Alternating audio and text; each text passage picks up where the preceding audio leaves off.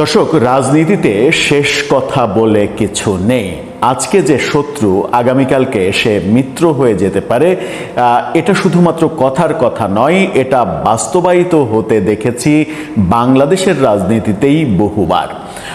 গত নির্বাচনের কথাই যদি ধরা যাক, তাহলে বিএনপি এবং জামাত একেবারে প্রকাশ্যে শত্রুতার ভূমিকায় অবতীর্ণ হলো, অথচ 2001 সাল থেকে 2006 সালের যে সরকার, সেই সরকারে তাদের জোট সরকার দেখেছিলাম আমরা। জামাতের এমপিরা মন্ত্রিত্ব পেয়েছিলেন, তাদের গাড়িতে আমাদের বাংলাদেশের পতাকা উড়েছিল এবং বিএনপির বিরুদ্ধে অভিযোগ উঠেছিল যে যুদ্ধাপরাধীদের গাড়িতে বাংলাদেশের পতাকা ওড়ানোর ব্যবস্থা তারা করেছে, এরকম সমালোচনা আমরা দেখেছিলাম। পরবর্তীতে এবারে দেখলাম যে বিএনপি এবং জামাত প্রকাশ্য শত্রু। এর আগে একটা সময় আমরা দেখেছিলাম আওয়ামী লীগ জামাত যুগপৎ আন্দোলন করছে বিএনপি সরকারের বিরুদ্ধে, এই ব্যাপার দেখেছিলাম আমরা। কিন্তু পরবর্তীতে আমরা দেখেছি যে সেই আওয়ামী লীগই জামাতের বিরুদ্ধে চরম অ্যাকশনে এবং জামাতের যারা যুদ্ধাপরাধের দায়ে অভিযুক্ত তাদের বিচার করা, ফাঁসি দেয়া, এই কাজগুলো করেছে। গত নির্বাচনে বিএনপি এবং আওয়ামী লীগ যে চরম শত্রুতার অবস্থা এর আগে ছিল, সেই শত্রুতার অবস্থান ভেঙে আওয়ামী লীগের ভোটাররা বিএনপির ধানের শীষে ভোট দিয়েছে, এই আলোচনাটা একেবারে টক অব দ্য কান্ট্রিতে পরিণত হয়েছিল এবং বিএনপির যে ভূমিধস বিজয়, 2/3 আসন পাওয়া, এটার পেছনে আওয়ামী লীগের ভোটারদের অবদান রয়েছে। এই আলোচনা মানে মিথ্যা নয়, এই আলোচনা সত্য আলোচনা। হঠাৎ করে রাজনীতিতে আর একটা বড় আলোচনা শুরু হয়েছে গত দুদিন থেকে, সেটা হচ্ছে আওয়ামী লীগ এবার গত নির্বাচনে বিএনপির পক্ষে অবস্থান নিলেও, মানে অপ্রকাশিত, এটা পর্দার আড়ালে ঘটেছে, এবার আওয়ামী লীগ বিএনপির বিরুদ্ধে এক ধরনের প্রতিশোধের কার্যক্রম নিতে চলেছে। নির্বাচনকে কেন্দ্র করে আওয়ামী লীগের যে সমর্থন, সেই সমর্থনের পরিপ্রেক্ষিতে তাদের প্রত্যাশা ছিল যে বিএনপি ক্ষমতায় এসে অন্তত আওয়ামী লীগের রাজনীতি করাটা নিশ্চিত করবে। কিন্তু সংসদে সন্ত্রাস বিরোধী যে প্রফেসর ইউনূসের অধ্যাদেশ, সেই অধ্যাদেশ বিল আকারে পাশ করাতে আওয়ামী লীগ যার পর নাই অখুশি হয়েছে। সেই অখুশি হওয়ার প্রেক্ষিতেই এবার শোনা যাচ্ছে আওয়ামী লীগ বিএনপিকে টার্গেট করে এক ধরনের প্রতিশোধ পরায়ণ হয়ে উঠতে পারে। কিন্তু কোন কোন ক্ষেত্রে? সেই ক্ষেত্রে নির্বাচনকেই বেছে নেওয়া হচ্ছে, এরকম আলোচনা চতুর্দিকে শোনা যাচ্ছে। তাহলে কোন নির্বাচন, কিভাবে প্রতিশোধ নেবে? প্রতিশোধ নিতে গিয়ে আওয়ামী লীগ কি জামাত এনসিপিকে বুকে জড়িয়ে নেবে, তাদের সঙ্গে সখ্যতা হবে? ওই যে বলছিলাম প্রথমেই, রাজনীতিতে শেষ কথা বলে কিছু নেই। রাজনীতিতে আদতে কি হতে চলেছে, আওয়ামী লীগের পরবর্তী প্ল্যান কি, যে কথাগুলো শোনা যাচ্ছে এবং সাম্প্রতিক সময়ে একটা ঘটনা ঘটেছে অলরেডি, যেটাকে উদাহরণ হিসেবেও সামনে আনা হচ্ছে, সেই আলোচনা করে বোঝার চেষ্টা করব আওয়ামী লীগ এবার জামাত এনসিপির দিকে হেলে পড়ছে কিনা, কিংবা তাদেরকে বুকে টেনে নিচ্ছে কিনা, তাতে করে বিএনপির বেশ ভালো রকমের সর্বনাশ হয়ে যাবে কিনা। থাকবেন দর্শক। বলছিলাম রাজনীতির খেলার কথা। গত নির্বাচনে আওয়ামী লীগের ভোটারদের বিএনপিকে সাপোর্ট করা এবং তারপরে নির্বাচনের পর দিনই আমরা প্রথমে দেখেছি পঞ্চগড়ে সেখানকার আওয়ামী লীগের অফিস বিএনপি নেতা উপস্থিত থেকে খুলে দিচ্ছেন এবং সারা দেশে অন্তত মানে 100 মতো জেলা উপজেলায় এরকম কার্যক্রম দেখা গেছে। এই কার্যক্রম যখন দেখা গেছে তখন ভাবা হচ্ছিল যে আওয়ামী লীগের রাজনীতিতে ফেরাটা এখন শুধুমাত্র সময়ের ব্যাপার। কিন্তু পরবর্তীতে আমরা দেখলাম যে সংসদে সন্ত্রাস বিরোধী বিল পাশ করার মাধ্যমে, যে অধ্যাদেশের মাধ্যমে প্রফেসর ইউনূস আওয়ামী লীগের কার্যক্রম নিষিদ্ধ করেছিলেন, সেই অধ্যাদেশ বিএনপি টিকিয়ে রাখলো এবং আওয়ামী লীগের নিষেধাজ্ঞা দীর্ঘায়িত করা হলো। যদিও শিরীন শারমিন চৌধুরীর জামিন নতুন একটা প্রেক্ষাপট তৈরি করেছে, যে প্রেক্ষাপটে মনে হচ্ছে যে শিরীন শারমিন চৌধুরী রিফাইন্ড আওয়ামী লীগ কিংবা আওয়ামী লীগের কোনো একটা পর্যায়ের নেতৃত্ব নিয়ে আওয়ামী লীগকে পুনর্গঠনের চেষ্টা করবেন এবং সেই ক্ষেত্রে সরকার সহযোগিতা করবে, এটা ভারতেরও একটা প্রত্যাশা, এরকমটা আলোচনা হচ্ছিল। কিন্তু এই আলোচনার পাশে আরেকটি আলোচনা দানা বেঁধেছে, যখন আমরা দেখলাম যে 2 দিন আগে দুই দিন আগে মানে পহেলা বৈশাখের দিনে এনসিপি নেতা হাসনাত আবদুল্লাহ, আওয়ামী লীগের নেতা এবং বিএনপিরও সাবেক নেতা চট্টগ্রামের সাবেক মেয়র মঞ্জুর আলমের বাসায় গেলেন এবং গোপন বৈঠক করলেন। আওয়ামী লীগের বিএনপির ওপরে প্রতিশোধের প্ল্যান নাকি এরকম, যেটা বিভিন্ন দিকে আলোচনা হচ্ছে। সেই প্ল্যানগুলোকে কেন্দ্র করে যেটা রয়েছে সেটা হচ্ছে আগামী নির্বাচন। আগামী নির্বাচন তো জাতীয় সংসদ নির্বাচন আরও 5 বছর দেরি, তাহলে কোন নির্বাচন? হ্যাঁ, সেই নির্বাচন হচ্ছে পেশাজীবী সংগঠনগুলোর নির্বাচন এবং স্থানীয় সরকার নির্বাচন। পেশাজীবী সংগঠনগুলোর নির্বাচন, এরই মাঝে যে 19শে মে সুপ্রিম কোর্ট বারের নির্বাচন ছিল, এই নির্বাচন গতকালকে স্থগিত ঘোষণা করে দেওয়া হয়েছে। সেটা নিয়েও একটা রাজনীতির গন্ধ পাওয়া যাচ্ছে। অনেকে সমালোচনা করছেন, সংসদেও এনসিপি নেতা আক্তার হোসেন সমালোচনা করেছেন যে এটা রাজনৈতিক কারণে স্থগিত করা হয়েছে। বিএনপি মনে করছে যে এই নির্বাচনে তারা পেরে উঠবে না, এই কারণে স্থগিত করা হয়েছে। সুপ্রিম কোর্ট বারে কিন্তু আওয়ামী লীগের বেশ ভালো প্রভাব রয়েছে। একাধিক বারে এই অভিযোগ উঠেছে যে বিএনপির আইনজীবীরা আওয়ামী লীগের আইনজীবীদের নির্বাচন করতে দেয়নি, তারা একপাক্ষিক নির্বাচন করেছে, এরকম অভিযোগ উঠেছে। যদি এই বার সুপ্রিম কোর্ট বার সহ বেশ কিছু বারের নির্বাচন, ঢাকা বারের নির্বাচন খুব সমসাময়িক সময়ে হওয়ার ডেট রয়েছে, সেই নির্বাচনগুলোতে আওয়ামী লীগ নিজেরা প্রতিদ্বন্দ্বিতা করার চেষ্টা করবে। যদি প্রতিদ্বন্দ্বিতা করার সুযোগ না পায়, বেনামে করার চেষ্টা করবে। বেনামে একটা নিরপেক্ষ প্ল্যাটফর্ম থেকে করার চেষ্টাও যদি সফল না হয়, তাহলে তারা জামাতের যে সমর্থনের আইনজীবীরা তাদেরকে ভোট দিয়ে দেবে। যদি তারা নির্বাচন করতে না পারে, আওয়ামী লীগের মেম্বাররা যদি নির্বাচন করতে না পারে, এবং সেটা দেবে এই কারণেই যে বিএনপির যেন একটা ভরাডুবি হয়। এরকম পরিকল্পনা নাকি আওয়ামী লীগের ভেতরে রয়েছে, জামাতের পক্ষে হেলে যাওয়া। এটা সারা দেশের বিভিন্ন বারে এই ঘটনা ঘটানো হবে যদি তাদেরকে নির্বাচন করতে না দেয়া হয়। স্থানীয় সরকার নির্বাচনে ইউনিয়ন পরিষদ, এরপরে পৌরসভা এই নির্বাচন হবে এবং কোরবানির ঈদের পরে ইউনিয়ন পরিষদ নির্বাচনের ঘোষণা আসতে পারে। সেই ক্ষেত্রে আওয়ামী লীগ চেষ্টা করবে নির্বাচনে অংশগ্রহণ করার, এবং তাদের নেতারা নির্বাচনে অংশগ্রহণ করতে চাইবে। বিগত জাতীয় সংসদ নির্বাচনে বিএনপিকে যেভাবে সমর্থন করেছিল আওয়ামী লীগ, মানে বেনামে পর্দার আড়ালে থেকে, এবং প্রকাশ্যেই বহু জায়গায় আওয়ামী লীগের পালিয়ে থাকা নেতারা এলাকায় ফিরে নির্বাচনের ক্যাম্পেইন গোপনে করেছেন এবং আওয়ামী লীগের ভোটাররা যেন ধানের শীষে ভোট দেয় সেটা নিশ্চিত করেছেন। এটা আমরা দেখেছি।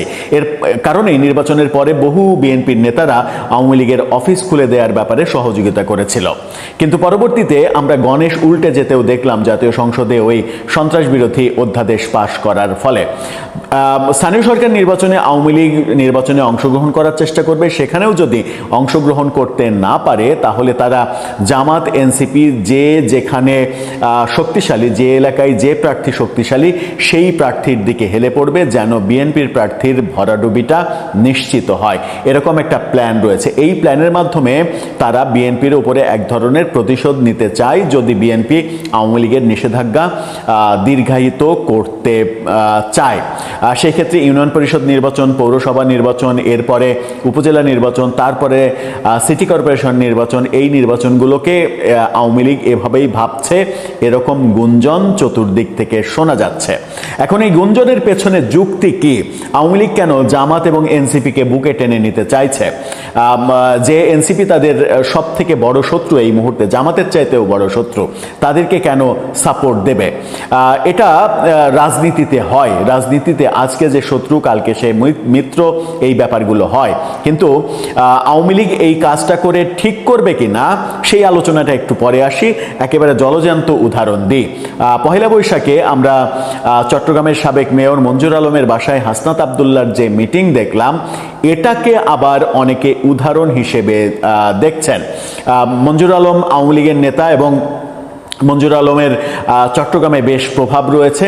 তাকে এনসিপির সঙ্গে আঁতাত করিয়ে নির্বাচনে অংশগ্রহণ করা, মানে এক ঢিলে দুই পাখি মারা, যে আওয়ামী লীগেরও একটা ওখানে অংশগ্রহণ থাকলো, আবার এনসিপিকেও খুশি করা হলো। যদি মঞ্জুর আলম এনসিপির ব্যানারে গিয়েও জিতে আসে, তাহলে তিনি আওয়ামী লীগেরই লোক। এই আঁতাতটা এনসিপির সঙ্গে হয়েছে, জামাতের সঙ্গে হয়েছে। এই আঁতাতের দৃশ্য সারা দেশে বিভিন্ন জায়গায় একের পর এক দেখা যাবে, এরকম কথা অনেকে বলার চেষ্টা করছেন।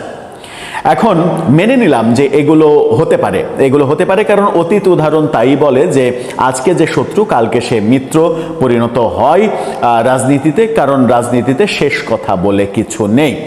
বাংলা সিনেমার সেই মানে ভিলেন ক্যারেক্টার করা জনপ্রিয় অভিনেতা রাজীবের এই সংলাপটা খুবই জনপ্রিয় হয়েছিল এক সময়, রাজনীতিতে শেষ কথা বলে কিছু নেই, যেটা আমরা বাংলাদেশের রাজনীতিতে খুব করে দেখি। এখন এখানে একটা প্রশ্ন, সেটা হচ্ছে যে এই সিদ্ধান্ত আওয়ামী লীগ যদি নেয় তাহলে সেটা কি আওয়ামী লীগ সঠিক সিদ্ধান্ত নেবে? বিএনপিকে শায়েস্তা করার জন্য আওয়ামী লীগ যদি এনসিপি এবং জামাতকে বুকে টেনে নেয় এবং মানে তারা যদি তাদের সব থেকে বড় শত্রু যাদেরকে তারা কালসাপ হিসেবে বিবেচনা করে এসেছে এতদিন, সেই কালসাপের সঙ্গে যদি ঘর সংসার করা শুরু করে, তাহলে যে কালসাপটাকে পোষা সাপ হিসেবে তারা বুকে জড়িয়ে ধরতে চাইছে, সেই সাপের দংশনেই কি তাদের মৃত্যু হতে পারে না? এই প্রশ্ন অনেকে করছেন। এখন ভালো খারাপ, ভুল সঠিক এই সিদ্ধান্ত গ্রহণের মালিক তারা, যেহেতু তারা রাজনীতি করছে তারাই ভালো বুঝবে। কিন্তু মঞ্জুর আলমের বাসায় এই যে হাসনাত আবদুল্লাহর মিটিং, এই মিটিংটা অনেক প্রশ্ন তৈরি করেছিল। কারণ হাসনাত আবদুল্লাহ তার আগের দিন পর্যন্তও আমরা তার কার্যক্রম যদি বিশ্লেষণ করি তাহলে দেখব যে মুজিববাদের কবর রচনা করা, ফ্যাসিস্টের কবর রচনা করা, ফ্যাসিস্টকে থাকতে দেওয়া হবে না, রাজনীতি করতে দেওয়া হবে না, এই ব্যাপারগুলো প্রতিনিয়ত তো বলে এসেছে। যদিও তিনি এক সময় ছাত্রলীগের রাজনীতির সঙ্গে সম্পৃক্ত ছিলেন, সেটা ভিন্ন কথা, সেটা তো অতীত, সেই পরিচয় তো এখন আর তার নেই। তো প্রতি মুহূর্তে যারা মুজিববাদের কবর রচনা করতে চাচ্ছে তাদের সঙ্গে এই রাজনৈতিক আঁতাত, এটা কি রাজনীতির দেউলিয়াত্বের পরিচয় বহন করে, নাকি এটাই সঠিক রাজনীতি? মানে রাজনীতি এতটাই অন্ধ এবং এতটাই স্বার্থ নির্ভর হয়ে ওঠে যে রাজনীতিতে এরকম সিদ্ধান্তে অবাক হওয়ার কিছু থাকবে না। সেটাই কি সত্য?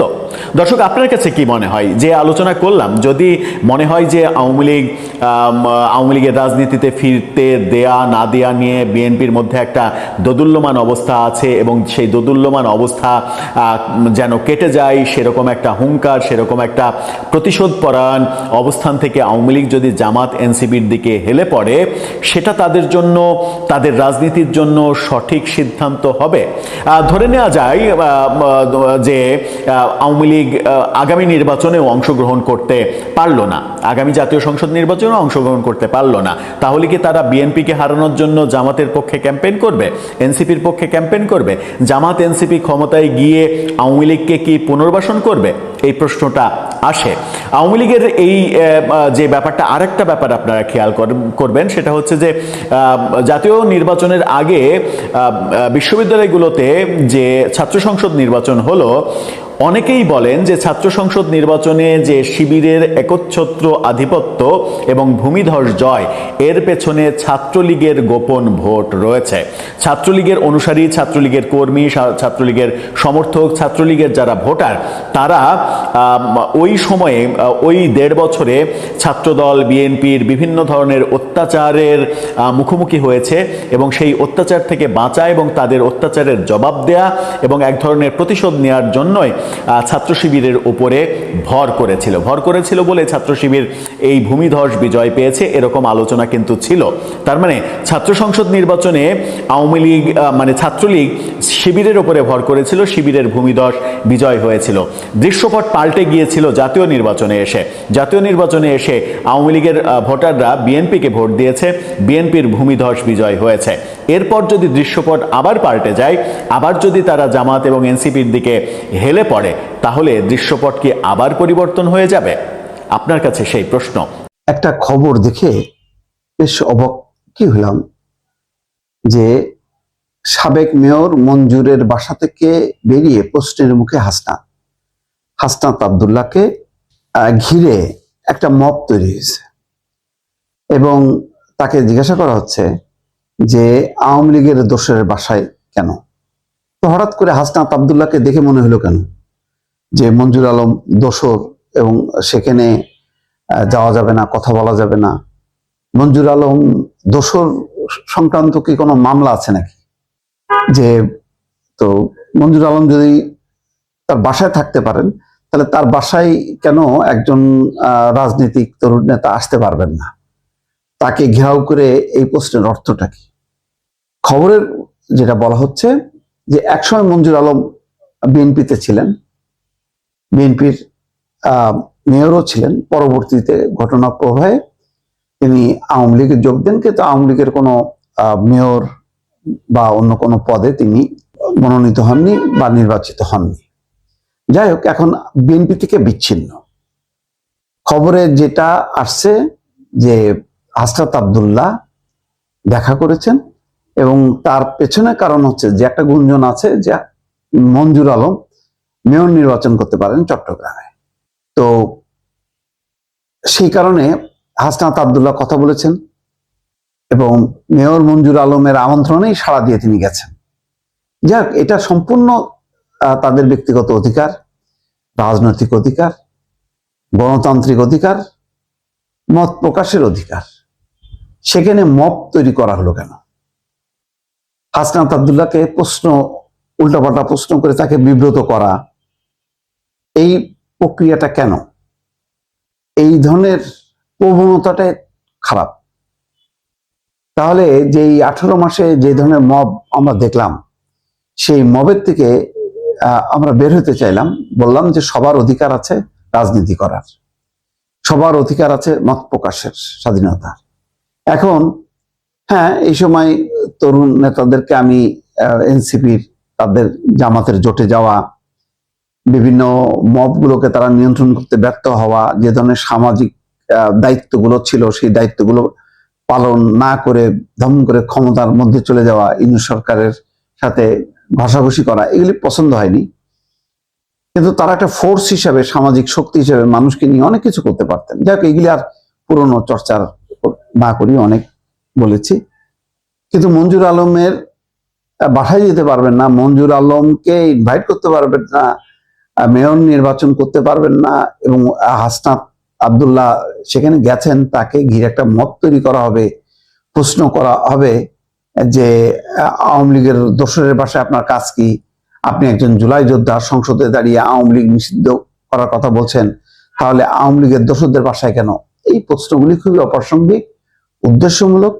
বোঝা যায় যে এটা পরিকল্পিত একটা প্রয়াস, এক ধরনের ভয় দেখানো, এক ধরনের বিব্রত করা। এই কাজগুলি উচিত না। নির্বাচনে সবারই পার্টিসিপেট করার অধিকার আছে, গণতান্ত্রিক অধিকার। এখন দলীয় সরকারের ব্যানারে যাতে কোনো স্বেচ্ছাতন্ত্র না হয়, গণতন্ত্র বিরোধী কাজ না হয়, যা গত 15 বছরে এবং 18 মাসে দেখেছি, সেই জায়গার অবসান ঘটাতে হবে। এই ঘটনার ব্যাপারে পুলিশ এবং দলীয়ভাবে দেখা উচিত কারা এই মত তৈরি করছিল, কারা বাধা দেওয়ার চেষ্টা করছে। এটা আমি মনে করব যে ছোটখাটো ঘটনা না, এটা একটা অশনি সংকেত। এইসব প্রবণতা যদি জয়যুক্ত হতে থাকে তাহলে ভবিষ্যতে আরো বাড়বে।